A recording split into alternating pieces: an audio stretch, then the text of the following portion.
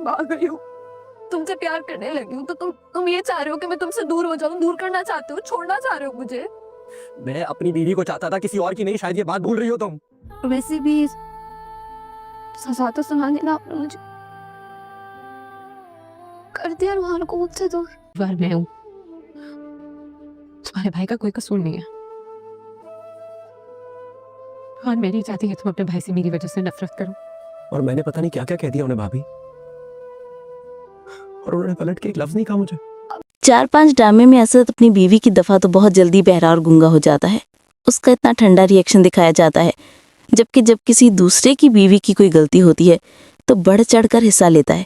अब आयजा को लग रहा है कि उसका घर तो बच गया, अनाया जाए भाड़ में, लेकिन अनाया भी उसी की बहन है। अगर अनाया का घर खराब हुआ तो अनाया आयजा को भी सुकून से बैठने नहीं देगी, उसका घर बचने नहीं देगी, क्योंकि असल गलती तो इसी आयजा की है।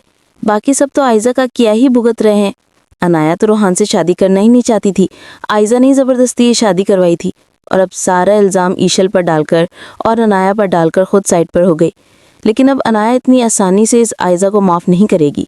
आयजा की वजह से अनाया की ज़िंदगी बर्बाद हुई है। अब आयजा ईशल को घर से निकलवाने के लिए और ईशल और आशिल के दम मजीद बदगुमानियाँ पैदा करने के लिए अपनी मिसकैरेज का इल्ज़ाम भी ईशल पर लगा देगी, ताकि ईशल को हमेशा के लिए इस घर से दफा करके खुद अकेली हुक्मरानी कर सके।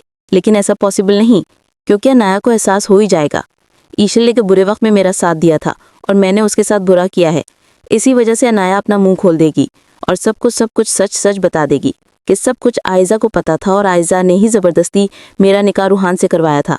यहाँ तक कि ताया अब्बू को एक्सपायर्ड मेडिसिन किसी और ने नहीं, इसी आयजा ने दी थी, सिर्फ ईशल को घर से निकलवाने के लिए। और अपने बच्चे को भी इसने खुद खोया है और इसका इल्ज़ाम भी इसने ईशल पर लगा दिया। कौन कौन ड्रामे की हैप्पी एंडिंग देखना चाहता है कमेंट सेक्शन में लाजमी बताइएगा, और मज़ीद ड्रामास अपडेट के लिए